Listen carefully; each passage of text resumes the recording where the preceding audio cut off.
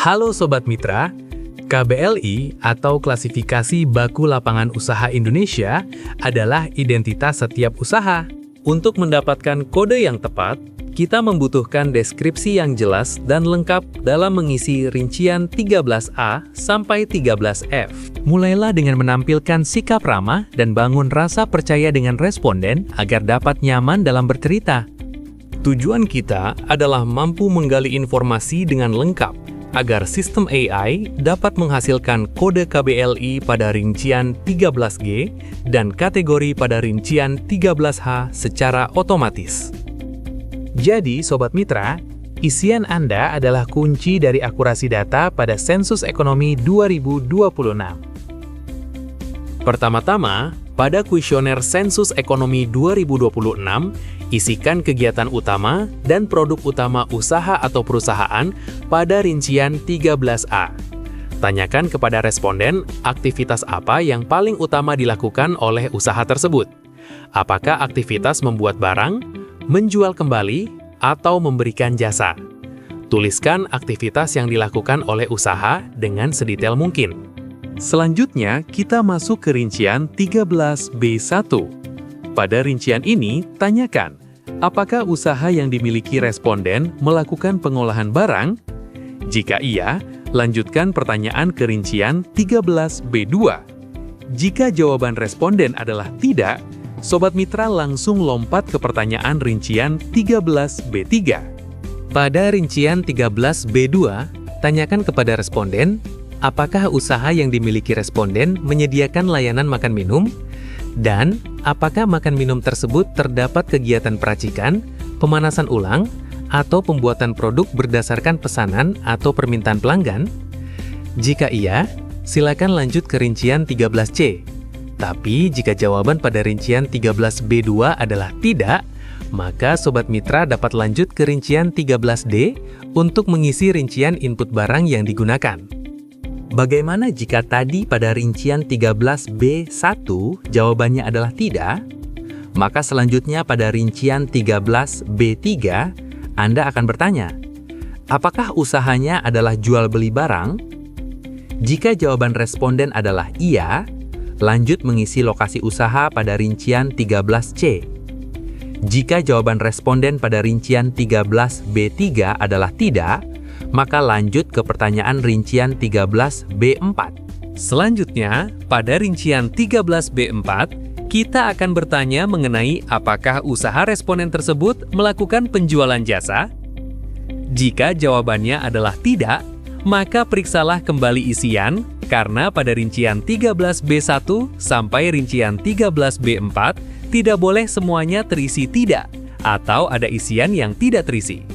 Pada rincian 13C, pilih salah satu dari 11 lokasi usaha yang paling sesuai dengan usaha responden.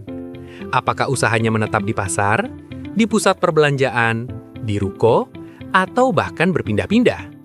Pastikan pilihan Anda sudah sesuai dengan fakta di lapangan.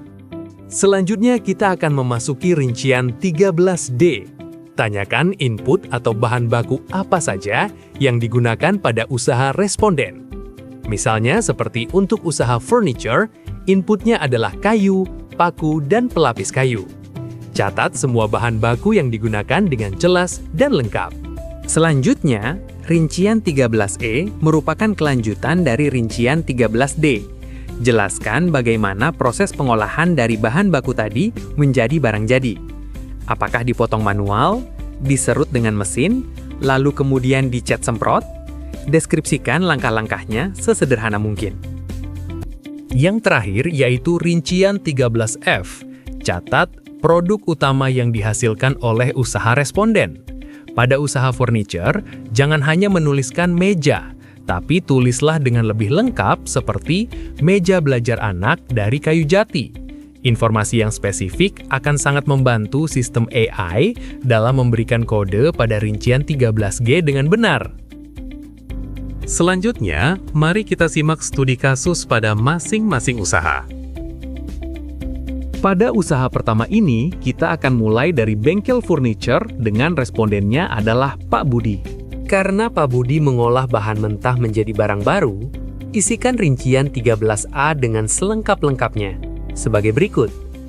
Pembuatan furniture atau mebel berbahan dasar kayu jati, khususnya meja belajar anak, yang mengolah bahan baku kayu dari proses pemotongan dan perakitan, hingga menjadi barang jadi siap pakai, untuk dijual kepada konsumen. Kemudian, pada rincian 13B1, karena usaha milik Pak Budi memproduksi barang sendiri, maka pilih iya. Selanjutnya, pada rincian 13B2, karena usaha Pak Budi ini tidak melakukan pelayanan makan minum, maka pilih tidak. Kemudian selanjutnya langsung melompat ke rincian 13D. Pada rincian 13D, tuliskan jawaban yang detail, bahwa bahan baku usaha furniture Pak Budi ini adalah kayu jati dan lem. Kemudian pada rincian 13E, jelaskan proses pembuatan mulai dari potong hingga rakit. Sehingga di 13F muncul produk spesifik, meja belajar anak dari kayu jati. Selanjutnya, kita kunjungi tetangga seberang yang memiliki toko pulsa. Sobat Mitra harus ingat bahwa penjualan pulsa termasuk pada penjualan jasa. Isikan rincian 13A dengan selengkap-lengkapnya seperti berikut. Jasa pelayanan pengisian ulang atau top-up pulsa elektronik, paket data internet, dan token listrik prabayar yang dilakukan secara digital menggunakan aplikasi pada telepon genggam langsung kepada konsumen. Selanjutnya, karena usaha merupakan jasa pelayanan, maka kita lewati alur pengolahan dan dagang. Pilih tidak pada rincian 13B1 dan rincian 13B3, lalu pastikan rincian 13B4, yaitu tentang jasa, diisi iya. Setelah itu langsung lanjut ke pertanyaan rincian 13F. Pada rincian 13F, tercatat sebagai jasa isi ulang pulsa.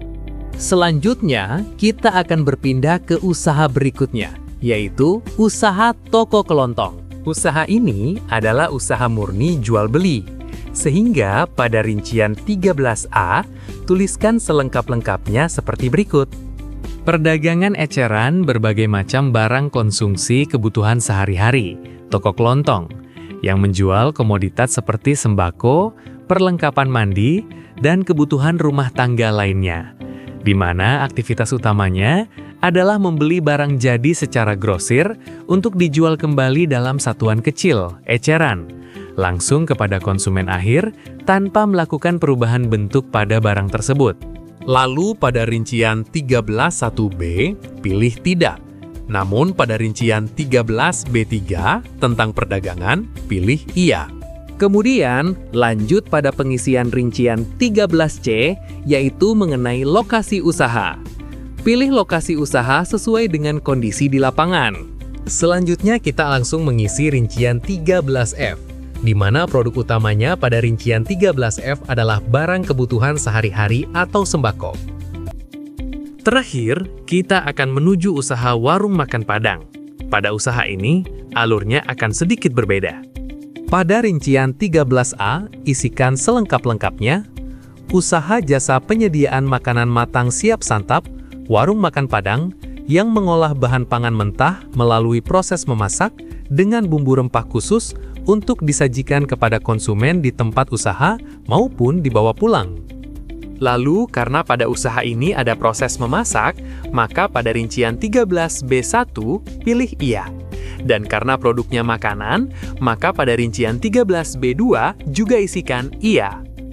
Kemudian langsung ke rincian 13C, di sini isikan pilihan lokasi usaha sesuai kondisi lapangan. Kemudian selanjutnya pada rincian 13F tertulis, aneka masakan Padang siap santap, seperti rendang, gulai ayam, dan sayur nangka. Khusus untuk sensus ekonomi 2026, usaha pertanian juga turut dimasukkan. Untuk petani padi yang lahannya milik sendiri, alurnya sedikit berbeda. Pada rincian 13A, isikan membudidayakan pertanian padi di sawah milik sendiri. Selanjutnya, pada rincian 13B, isiannya sebagai berikut. Pada rincian 13B1, pilih ya. Dan pada rincian 13B2, pilih tidak. Hal ini berlaku untuk seluruh usaha pertanian. Karena usaha pertanian ini bukan pelayanan makan dan minum, maka langsung melompat ke rincian 13D. Detailkan di rincian 13D bahwa padi di sawah. Lalu pada rincian 13E, jelaskan proses menanam hingga memanen padi. Sehingga pada rincian 13F, isikan dengan lebih spesifik, hasil panen padi sawah.